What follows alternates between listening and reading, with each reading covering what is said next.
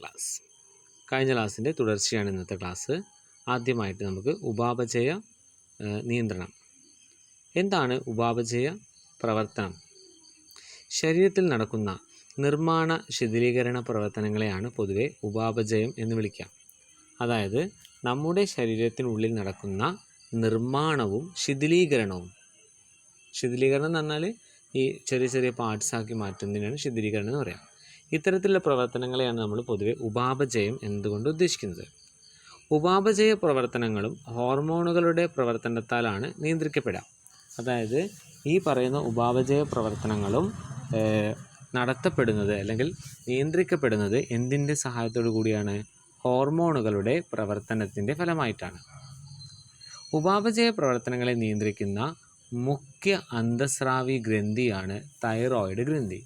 നമ്മൾ കഴിഞ്ഞ ക്ലാസ്സിൽ തൈറോയിഡ് ഗ്രന്ഥി എന്താണെന്നും അന്തസ്രാവി ഗ്രന്ഥി എന്താണെന്നും അന്തസ്രാവി ഗ്രന്ഥികളെ വിളിക്കുന്ന മറ്റൊരു പേരാണ് നാളീരഹിത ഗ്രന്ഥികൾ എന്നൊക്കെ നമ്മൾ പഠിച്ചു. ഈ നാളീരഹിത ഗ്രന്ഥികളിൽ ഏറ്റവും പ്രധാനപ്പെട്ട ഒരു ഗ്രന്ഥിയാണ് തൈറോയിഡ് ഗ്രന്ഥി. ഇതാണ് ഉപാപചയ പ്രവർത്തനങ്ങളെ നിയന്ത്രിക്കുന്ന പ്രധാനപ്പെട്ട ഹോർമോൺ. ഇനി നമുക്ക് തൈറോയിഡ് ഗ്രന്ഥിയുടെ സ്ഥാനം എവിടെയാണെന്ന് നോക്കാം. എവിടെയാണ് തൈറോയിഡ് ഗ്രന്ഥിയുടെ സ്ഥാനം? അല്ലേ, നമ്മുടെ സ്വനപേടകത്തിൻ്റെ ആ ഭാഗത്തായിട്ടാണ് എന്തിൻ്റെ സ്ഥാനം? തൈറോയിഡ് ഗ്രന്ഥിയുടെ സ്ഥാനം.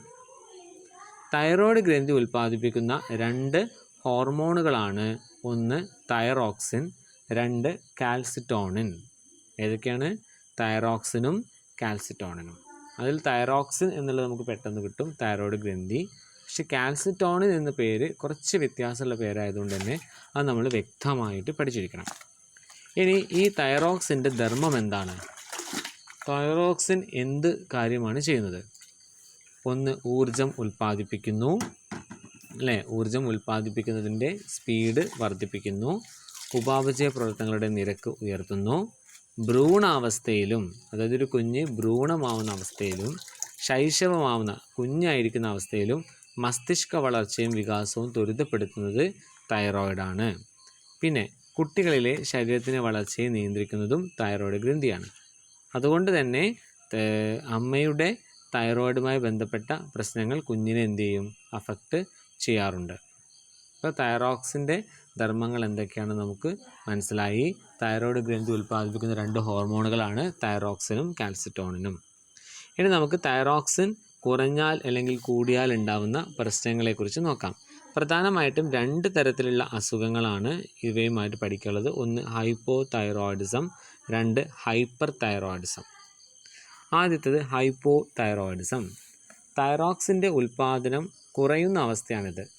അതായത് തൈറോയിഡ് ഗ്രന്ഥി ഉൽപ്പാദിപ്പിക്കുന്ന തൈറോക്സിൻ കുറഞ്ഞു കഴിഞ്ഞാൽ ഉണ്ടാകുന്ന അവസ്ഥയാണ് എന്ത്? Hypo thyroidism. ഭ്രൂണാവസ്ഥയിലോ ശൈശവാവസ്ഥയിലോ തൈറോക്സിൻ്റെ ഉൽപ്പാദനക്കുറവ് മൂലം ശരിയായ ശാരീരിക മാനസിക വളർച്ച തടസ്സപ്പെടും. എന്ന് പറഞ്ഞാൽ കുഞ്ഞ് ഭ്രൂണമാവുന്ന അവസ്ഥയിലോ കുഞ്ഞിൻ്റെ ശൈശവ കാലഘട്ടത്തിലോ തൈറോക്സിൻ്റെ ഉൽപ്പാദനം കുറഞ്ഞു കഴിഞ്ഞാൽ അത് കുഞ്ഞിൽ ശാരീരികമായിട്ടും മാനസികമായിട്ടും ഉള്ള വളർച്ചയിൽ വ്യത്യാസമുണ്ടാക്കും. ഈ അവസ്ഥയെ നമ്മൾ വിളിക്കുന്ന പേരാണ് ക്രെറ്റിനിസം. അതൊരു അവസ്ഥയാണ്. ഈ അസുഖങ്ങളൊക്കെ ഒരു അവസ്ഥയാണല്ലോ, ക്രെറ്റിനിസം. കുട്ടികളിലാണെങ്കിൽ അത് ക്രെറ്റിനിസം. മുതിർന്നവരാണെങ്കിൽ അവരിൽ തൈറോക്സിൻ്റെ തുടർച്ചയായ കുറവ് എന്തിന് കാരണപ്പെടും? മിക്സ്ഡിമ എന്ന അവസ്ഥയ്ക്ക് കാരണമാവും. ഓക്കെ, കുഞ്ഞുങ്ങളിൽ തൈറോക്സിൻ്റെ അളവ് കുറഞ്ഞാൽ അത് ക്രെറ്റിനിസം എന്ന അവസ്ഥയും, മുതിർന്നവരിൽ തൈറോക്സിൻ്റെ അളവ് കുറഞ്ഞാൽ അത് മിക്സ്ഡിമ എന്ന അവസ്ഥയ്ക്കും കാരണമാവും. കുറഞ്ഞ ഉപാപചയ നിരക്ക്, മന്ദത, ശരീരഭാരം കൂടുക, ഉയർന്ന രക്തസമ്മർദ്ദം, ശരീരകലകളുടെ വീക്കം എന്നിവയൊക്കെ ഇതിൻ്റെ പ്രധാനപ്പെട്ട ലക്ഷണങ്ങളാണ്. അപ്പോൾ ഹൈപ്പോ തൈറോയിഡിസത്തിൻ്റെ പ്രധാനപ്പെട്ട ലക്ഷണങ്ങൾ എന്താണെന്ന് ചോദിച്ചാൽ കുറഞ്ഞ ഉപാപചയ നിരക്ക്, മന്ദത, ശരീരഭാരം കൂടുക, രക്തസമ്മർദ്ദം വർദ്ധിക്കുക, ശരീരകലകളുടെ വീക്കം എന്നിവയൊക്കെ ഇതിൻ്റെ പ്രധാനപ്പെട്ട ലക്ഷണങ്ങളിൽ പെടും. ഇനി നമുക്ക് ഹൈപ്പർ തൈറോയിഡിസം എന്താണെന്ന് നോക്കാം. അപ്പോൾ തൈറോക്സിൻ്റെ അളവ് കൂടുതലായാലുണ്ടാകുന്ന അവസ്ഥയാണ് എന്ത്? Hyper thyroidism. ഇത് മൂലം തൈറോക്സിൻ സ്വാധീനിക്കുന്ന ജീവൽ പ്രവർത്തനങ്ങൾ ത്വരിതഗതിയിലാവും. എന്ന് പറഞ്ഞാൽ ത്വരിതം എന്ന് പറഞ്ഞാൽ ഇവിടെ ഉദ്ദേശിക്കുന്നത് സ്ലോ ആവും, കുറച്ച് സ്പീഡ് കൂടുന്നതാണ് ഉദ്ദേശിക്കുന്നത്.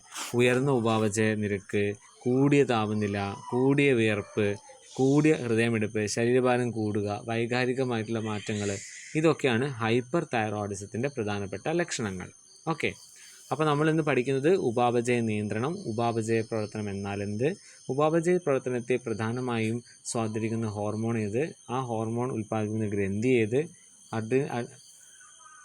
തൈറോയ്ഡ് ഗ്രന്ഥി ഉൽപ്പാദിപ്പിക്കുന്ന 2 ഹോർമോൺ ഏതാണ്? അതിൽ തൈറോക്സിൻ ധർമ്മങ്ങൾ എന്തെല്ലാം? തൈറോക്സിൻ അളവ് കുറഞ്ഞാൽ ഉണ്ടാകുന്ന അവസ്ഥ കുട്ടികളിൽ എന്താണ്? അതേസമയം മുതിർന്നവരിൽ എന്ത്? തൈറോക്സിൻ അളവ് കൂടിയാൽ ഉണ്ടാകുന്ന അവസ്ഥ ഹൈപ്പർ തൈറോയിഡിസം എന്താണ്? ഇതൊക്കെയാണ് നമ്മളിപ്പോൾ ചർച്ച ചെയ്തത്. ഇനി നമുക്ക് ഗോയിറ്റർ എന്ന അസുഖത്തെക്കുറിച്ച് നോക്കാം. തൈറോക്സിൻ്റെ ഉൽപ്പാദനത്തിൽ അയഡിൻ അത്യാവശ്യമാണ്. അതായത് തൈറോക്സിൻ ഉണ്ടാവണമെങ്കിൽ അയഡിൻ അത്യാവശ്യമാണ്.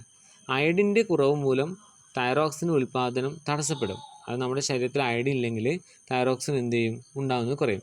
ഈ സാഹചര്യത്തിൽ കൂടുതൽ തൈറോക്സിൻ ഉൽപ്പാദിപ്പിക്കാനുള്ള ഒരു ശ്രമം എന്ന നിലയിൽ തൈറോയ്ഡ് ഗ്രന്ഥി അമിതമായിട്ട് വളരും.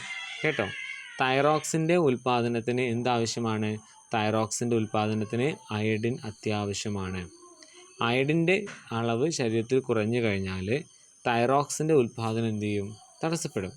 ഈ സാഹചര്യത്തിൽ കൂടുതൽ തൈറോക്സിൻ ഉൽപ്പാദിപ്പിക്കാനുള്ള ഒരു ശ്രമം എന്തു ചെയ്യും? നമ്മുടെ തൈറോയ്ഡ് ഗ്രന്ഥി കാണിക്കും. ആ കൂടുതൽ ശ്രമം എന്തിലേക്ക് കാരണമാകും? ഗോയിറ്റർ എന്ന അസുഖത്തിലേക്ക് കാരണമാകും. ഓക്കെ, അപ്പോൾ ഇതൊക്കെയാണ് നമുക്ക് ഈ ഒരു തൈറോയ്ഡ് ഗ്രന്ഥി ആയിട്ട് ബന്ധപ്പെട്ട് പഠിക്കാനുള്ളത്.